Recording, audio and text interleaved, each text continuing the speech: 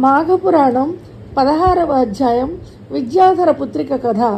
రాజా, మాఘమాస స్నాన మహిమను తెలుపు మరి ఒక కథను వినుమని మర్ర ఇట్లు పలికెను. పూర్వం ఒక విద్యాధరుడు సంతానము కావలేనని బ్రహ్మను ఉద్దేశించి గంగా తీరమున తపము చేయుచుండెను. నియమవంతుడై భక్తి శ్రద్ధలతో చిరకాలము తపమాచరించెను.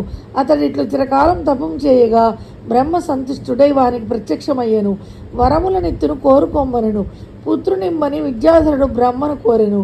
అప్పుడు బ్రహ్మ, నాయన, నీకు పుత్ర సంతాన యోగము లేదు, అయినను నీ తపమునకై మెచ్చి పుత్రికను అనుగ్రహించుచున్నానని అంతర్ధానమునందెను. ఆమె పెరిగి పెద్దదయ్యెను.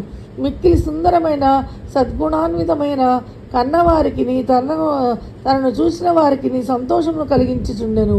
విద్యాధరుడును ఆనందమును కలిగించు ఈమెను ఎవరికో ఇచ్చి అత్తవారింటికి పంపజాలను, వివాహం చేసినను అల్లును కూడా నా ఇంటనే ఉంచుకొందును అని నిశ్చయించుకొనెను.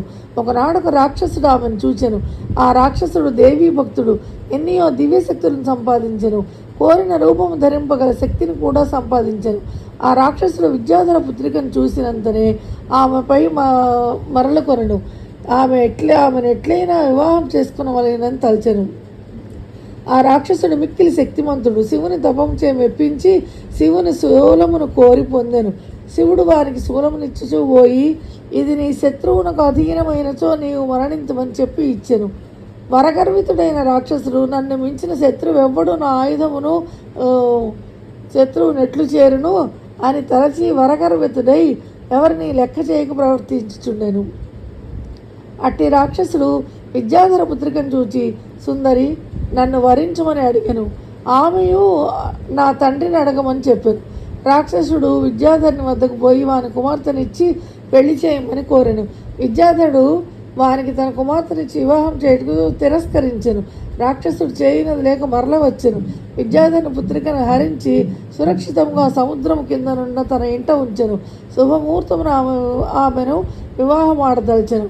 విద్యాధరుడు తన పుత్రిక ఏమైందో అని విచారించుచుండెను. ఆ రాక్షసుడు బ్రహ్మ వద్దకు పోయి తన వివాహమునకు మంచి ముహూర్తం చెప్పమని అడుగగా, బ్రహ్మ 8 మాసముల తర్వాత మంచి ముహూర్తం ఉన్నది, అంతవరకు ఆగమని చెప్పాను. రాక్షసుడు అందుకు అంగీకరించెను.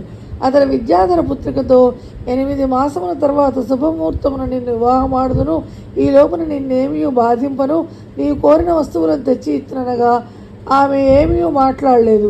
రాక్షసుడు మరల అడగగా, నాకిప్పుడేమీ అక్కర్లేదు, ప్రతి సోమవారం సాయంకాలమున శివుని దర్శించి వ్రతమున్నది, దర్శించి పూజటకు శివలింగం ఎట్లా ఉన్నదో చూపు